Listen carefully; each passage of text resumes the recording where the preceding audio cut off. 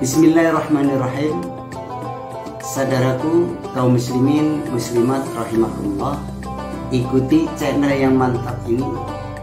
Ininya Al-Ikhlas, media channel yang memuat tentang konten pembelajaran, pembacaan Al-Quran, belajar kitab-kitab dari pondok pesantren, gurunya dari ustadz-ustadz terpilih yang akan terus saya share agar Anda terus mendapatkan informasi tentang pembelajaran agama.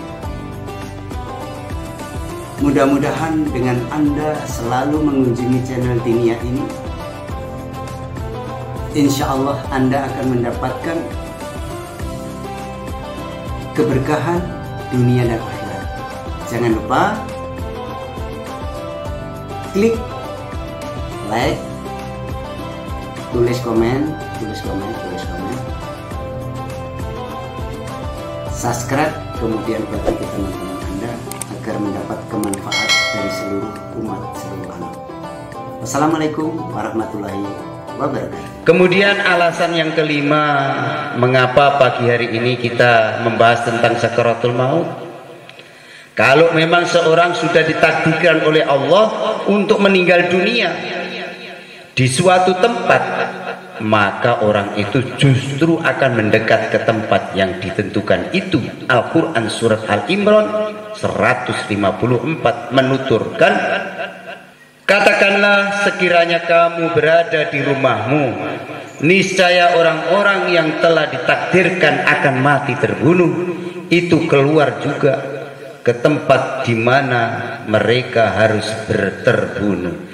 Jadi Quran surat Al-Imran 154 ini mengatakan, menyampaikan, Allah mengumumkan kalau kita ini walaupun di dalam rumah, kalau waktunya kita ini sudah meninggalkan dunia ini, maka ditakdirkan mati dibunuh orang. Dan kita itu akan datang ke orang itu yang akan membunuh itu. Nah, itu takdirnya Allah, sudah ditentukan, sudah ditulis jalan kematiannya. Maka dia akan terbunuh. Quran surat Al-Imran 154. Allah menjelaskan begitu detail hadirin. Jadi hidup ini kita tidak ingin, tidak pernah memiliki kehidupan ini. Yang memiliki kehidupan adalah Allah. Kita hanya bisa ikhtiar, kita hanya bisa berdoa kepada Allah supaya diberi jalan kematian.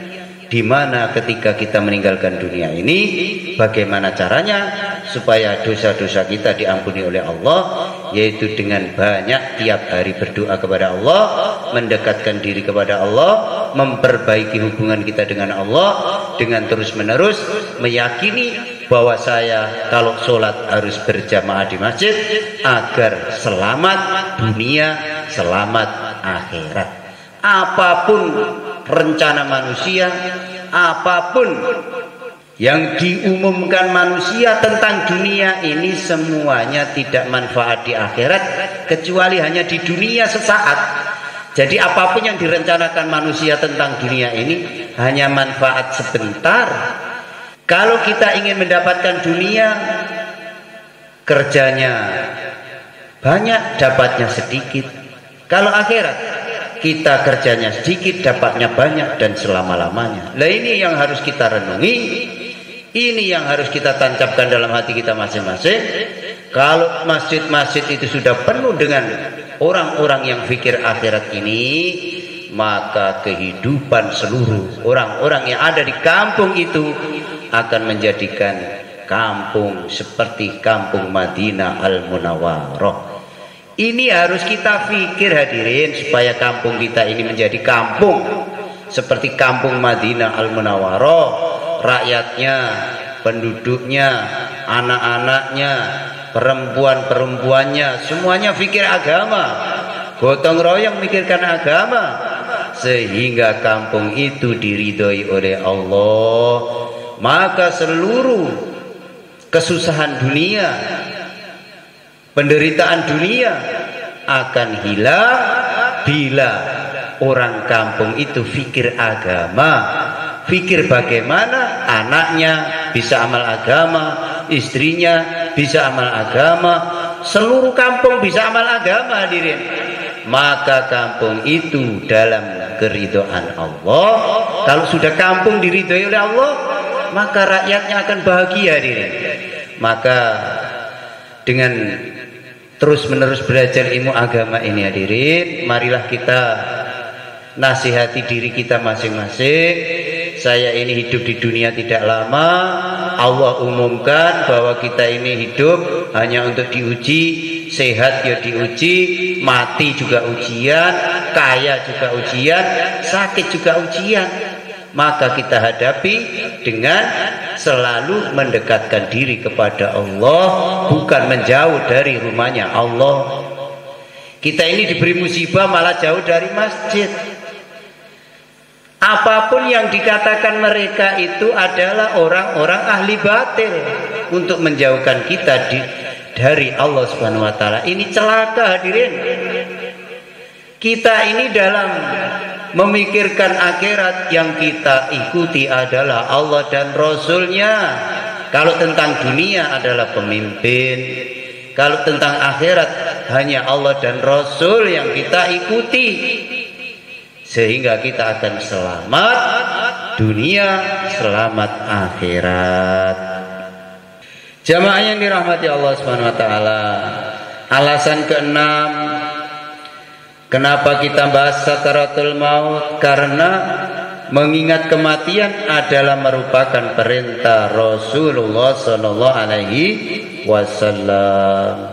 Sebuah hadis yang diriwayatkan oleh Tirmidzi menyebutkan, aksiru min dzikri hadimi ladait. Perbanyaklah mengingat-ingat sesuatu yang melenyapkan segala macam kelezatan, yaitu kematian. Jadi kita ini minimal 20 kali mengingat mati dalam satu hari, sehingga kita tidak terlena dengan dunia. Oh, saya juga akan mati. Bukan kok terus putus asa, tetapi makin bekerja keras untuk membangun akhirat. Kita punya harta banyak, bagaimana supaya makin dekat dengan Allah? Harta untuk perjuangan memakmurkan masjid-masjidnya Allah. Inilah hadirin yang harus kita renungi, yang harus kita tancapkan dalam hati, supaya kita ini tidak terlena dengan dunia. Karena mati itu wajib. Begitu banyak Allah menerangkan dalam Al-Quran. Kemudian yang ketujuh, Allah memberikan keterangan, mengingat kematian dapat melebur dosa dan berzuhud. Diriwayatkan oleh Ibnu Hibban. Beliau menyebutkan, perbanyaklah mengingat kematian, sebab yang demikian itu akan menghapuskan dosa dan menyebabkan timbulnya kezuhudan di dunia. Jadi banyak mengingat mati itu bukan berarti kepingin mati, tetapi menggugurkan dosa dan meningkatkan kezuhudan kita, mengingatkan keimanan, ketakwaan kita kepada Allah. Oh, saya ini juga akan mati. Kematian itu berat bila tidak amal agama, efeknya, akibatnya. Maka suruh memperbanyak ingat mati, sehingga kita akan makin dekat dengan Allah yang memiliki kehidupan dan seluruh alam semesta ini. Hadirin yang dimuliakan Allah Subhanahu wa taala, alasan ke-8 kenapa kita bahas sakaratul maut? Kematian adalah merupakan nasihat bagi diri kita sendiri. Jadi kematian itu nasihat hadirin. Jadi setiap ada orang mati itu nasihat. Oh, ternyata manusia tidak lama di dunia, dipindah ke akhirat. Jadi kita ada persiapan ketika menghadapi kematian. Kafabil mauti wa'idhon. Cukuplah kematian itu sebagai penasihat. Hadis riwayat Tabrani. Jadi cukup kematian ini dadekne nasihat. Lah apa nang donya kok kemaki? Yo wong calone mayit e. Mongko urip nang donya kuwi ayo padha rukun, piye carane urip iku bersama-sama, piye urip iku carane iso ayem tentrem antara tonggo kelawan tonggo saling mengasihi. Jadi tonggo sing sayang ku nek gak salat dijak salat, nek gak gelem didongakno ben slamet dunya akhirate. Kadang-kadang kan dijak kowe salat-salat kono lapo ngurusi aku. Imam Ghazali ana wong nang ujung gunung ngono kok gak salat, awak dhewe kok gak marani. Wong Islam kabeh melok dosa. Maka wajib hukumnya mengajak orang Islam untuk sholat berjamaah di masjid. Karo gelem lan ora iku urusane Gusti Allah, sing penting awak dhewe wis ngajak. Begitulah hadirin, hidup itu diatur oleh Allah. Kalau kita ikuti aturan Allah, akan bahagia dunia, akan bahagia akhirat. Kemudian yang kesembilan, alasan mengapa kita harus mengingat sakaratul maut. Bagaimana mengingat kematian bagi Rasulullah adalah merupakan indikasi orang cerdik. Jadi wong sing pinter ya iku wong sing eling mati. Sebuah hadis diriwayatkan Ibnu Majah. Rasulullah SAW menyampaikan secerdik-cerdiknya manusia adalah yang terbanyak ingatnya pada kematian, serta yang terbanyak persiapan untuk menghadapi kematian. Mereka itu orang yang benar-benar cerdik. Mereka pergi ke alam baqo dengan membawa kemuliaan dunia serta kemuliaan akhirat. Itu hadirin yang dimuliakan Allah Subhanahu wa taala. Maka kita persiapkan dengan sebaik-baiknya supaya kita ini ketika menghadap Allah tidak akan menyesal, tidak akan seperti yang diceritakan oleh Allah. Banyak orang menyesal, ya Allah, aku tidak sanggup mengalami penderitaan seperti ini, kembalikan ke dunia aku ya Allah. Untuk apa? Apa untuk bertemu dengan istrinya yang cantik? Atau kepengen naik mobilnya yang mewah? Bukan hadirin. Ingin melaksanakan ibadah. Walaupun 1 menit diberi waktu sedikit saja, ya Allah, aku gak kuat siksamu. Itulah sambate wong-wong sing wis nang alam kubur hadirin. Ini Allah ceritakan dalam Quran. Karena agama itu cerita tentang kehidupan setelah kematian hadirin. Inilah kalau kita tidak ingin menderita, maka anak-anak kita didik dengan ilmu agama, istri-istri kita didik dengan ilmu agama, sehingga kehidupan kita dalam ridhonya Allah, sehingga kehidupannya akan terjaga. Dan dalam ridha Allah, siapa saja hidupnya dalam ridha Allah pasti keberkahan, hidupnya akan bahagia dunia, bahagia akhirat. Itulah kehidupan yang sesungguhnya hadirin. Maka jangan sampai apa yang dikatakan Nabi ini kita abaikan begitu saja, karena Nabi sudah diperlihatkan semuanya tentang kehidupan surga, tentang kehidupan neraka. Maka bisa diceritakan dalam kehidupan di dunia ini hadirin. Jemaah yang dirahmati Allah Subhanahu wa taala, dari 9 alasan dalil dan ayat Al-Quran tentang kematian tadi yang kami jelentrekan satu persatu tadi, cukuplah kiranya bagi kita untuk tidak melalaikan kematian. Dalam arti mumpung kita ini masih diberi umur, mumpung kita ini masih hidup, mumpung kita ini masih sehat, ayo ngumpulkan bekal amal soleh sebanyak-banyaknya untuk alam abadi di akhirat. Jadi amal agama ki sing akeh, aja pelit-pelit wong kanggo awake dhewe. Bar salat zikir, bar magrib sampai isya ngoten zikir bareng, golek bekal akhirat kok hitung-hitungan karo Allah. Inilah yang harus kita perbaiki lagi dan lagi. Di rumah juga mau ngapain? Toh paling nonton TV, tidak manfaat sedikit pun. Semuanya itu akan menjadikan pertanyaan dan beban yang berat ketika kita sampai akhirat hadirin, maka ada waktu kita bagi hidup kita 8 jam untuk ibadah, 8 jam untuk bekerja, 8 jam untuk istirahat. Itulah konsep hidup Nabi hadirin. Kalau ini kita praktekkan, tidak ada orang yang hidupnya susah. Kenapa kita susah? Karena tidak ikut jalannya Nabi Muhammad SAW. Walaupun datanya banyak, masih kurang terus, dan penderitaan terus yang dialami. Gersolo terus, walaupun dia orang kaya.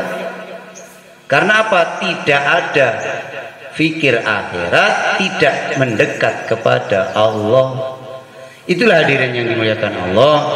Allah dan Rasulnya telah memberikan berbagai petunjuk kepada kita dalam menghadapi kematian, di antaranya Al-Quran surat Al-Imran 102, Al-Qasas ayat 77, hadis riwayat Ibnu Hathir, hadis Al-Baihaqi, hadis Ibnu Hibban, hadis Ibnu Mubarak, hadis riwayat Tabrani. Banyak sekali menerangkan tentang kematian ini, yang intinya antara lain kita ambil kesimpulan bahwa takwalah dengan sebenar-benarnya dan tetap konsisten dalam Islam, ibadah lebih tekun, akidah semakin kuat, pergaulan dan akhlak kita semakin bagus, kita mati dalam keadaan Islam. Yang kedua, jaga keseimbangan antara kepentingan dunia dan kepentingan ukhrawi. Jadi urip iki keseimbangan iki kudu dijogo, ojo dunia tok. Akhirat gak dipikir, dunia ya dipikir, akhirat ya pikiran. Jadi ini ada keseimbangan dalam kehidupan. Yang ketiga, berbuat baiklah kepada orang lain sebagaimana Allah telah berbuat baik kepada kita, dan jangan berbuat kerusakan di muka bumi. Jadi antara teman dengan teman ini, ayo piye carane awak dhewe iki rukun guyub. Aja sampai urip pisan iki padudon, saling membenci, saling menyudutkan satu di antara yang lain. Karena hidup ini disuruh rukun sama Allah, disuruh saling menyayangi sama Allah. Caranya adalah belajar agama sehingga kita akan bisa menyayangi saudara kita. Walaupun kita dicaci maki, keluarnya doa. Itulah orang yang belajar agama. Tapi kalau kita ini tidak pernah belajar agama, dicaci maki, balasnya lebih-lebih, inilah yang dilarang oleh agama hadirin. Maka perlu belajar agama. Yang keempat, perbanyak sedekah, karena sedekah dapat menangkal siksa kubur. Jadi panjenengan nek ora kepengin disiksa ning alam kubur, senengo sedekah 1.000 rupiah bendina nang masjid, itu lebih baik dan menjadi payung di hari kiamat. Jadi sedekah iku ora bakal disiksa nang alam kubur dan dadi payung nang ngene akhirat hadirin. Maka sedekah iku ora perlu akeh, titik tapi istiqomah. Iku ndadekno awak dhewe ora disiksa nang alam kubur, lan nang dina kiamat dadi payung. Sing kuwabe kepanasan awak dhewe ora panasan. Iku Allah jelasne jlentreh ngoten niku, monggo direnungi hadirin. Nggih. Hadirin yang dimuliakan Allah Subhanahu wa taala. Yang keenam, perbanyak bacaan la ilaha illallah. Setelah sholat ayo zikir la ilaha illallah sing akeh, minimal ping 100 dijak zikir, kok malah ditinggal lunga iki lho. Kan ya lucu. Wong Gusti Allah iku akeh ana zikir, nek bar salat iku akeh ana zikir, kecuali panjenengan ana pekerjaan minimal baca istighfar terus ayat kursi ndonga. Lah nang omah ya nganggur, kok gak gelem akeh zikir. Zikir dhewe-dhewe nang ati monggo, bareng-bareng monggo, tapi sing akeh oleh mendikir. Niku lho perintah Gusti Allah. Diperintah Gusti Allah kok gak taat, kan ya benjut engko nang akhirat. Itulah hadirin yang dimuliakan Allah Subhanahu wa taala. Karena orang yang akhir ucapannya kalimat la ilaha illallah, jaminannya surga. Jadi maka banyaklah mengucapkan kalimat la ilaha illallah. Yang ketujuh, upayakan sebelum kita mengakhiri hidup agar memiliki sedekah jariyah. Anak kita menjadi anak soleh dan mau menularkan ajaran Islam sesuai kemampuan kita masing-masing. Ya, itulah hadirin yang dimuliakan Allah Subhanahu wa taala. Marilah kita kumpulkan bekal akhirat sebanyak-banyaknya. Jadi Allah itu memerintahkan kita mikir bekal akhirat sing akeh. Gak ono putuse, pokoknya paling wakeh. Ono waktu zikir, ono waktu zikir. Jangan sampai nafas kita lepas dari zikir. Sebanyak mungkin sebelum sakaratul maut menjemput kita. Kita tak perlu takut kematian, karena kematian tetap akan datang. Namun ada satu hadis yang mengembirakan hadirin. Man ahabba liqa Allah ahabballahu liqa'ah, wa man kariha liqa Allah karihallahu liqa'ah, wal maut qabla liqa Allah. Barang siapa yang senang bertemu dengan Allah, maka Allah senang bertemu dengannya. Dan barang siapa benci bertemu dengan Allah, maka Allah benci bertemu dengannya. Sedangkan kematian adalah datang sebelum bertemu dengan Allah. Jadi orang yang tidak pernah sholat berjamaah di masjid, maka akan dibenci oleh Allah, tidak berhak bertemu dengan Allah.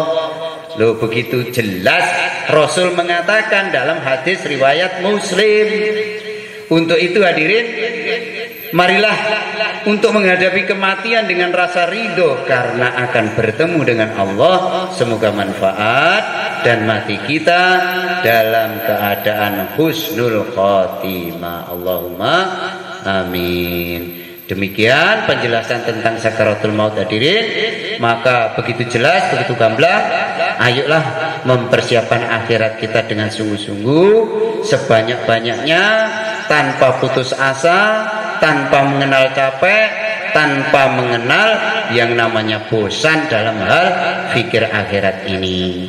Mudah-mudahan manfaat, menambah iman yakin kita dibimbing oleh Allah Subhanahu wa taala menjadi hamba-hamba yang taat kepadanya, sehingga kita dalam ridhonya Allah dan bersama-sama digiring, yaitu bersama jamaah Nabi Muhammad SAW ke surganya Allah Subhanahu wa taala, termasuk kita semua.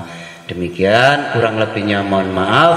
Wabillahi taufiq wal hidayah. Wassalamualaikum warahmatullahi wabarakatuh. Maulaya sholli wa sallim daiman abada ala habibika khairil khalqi kullihim.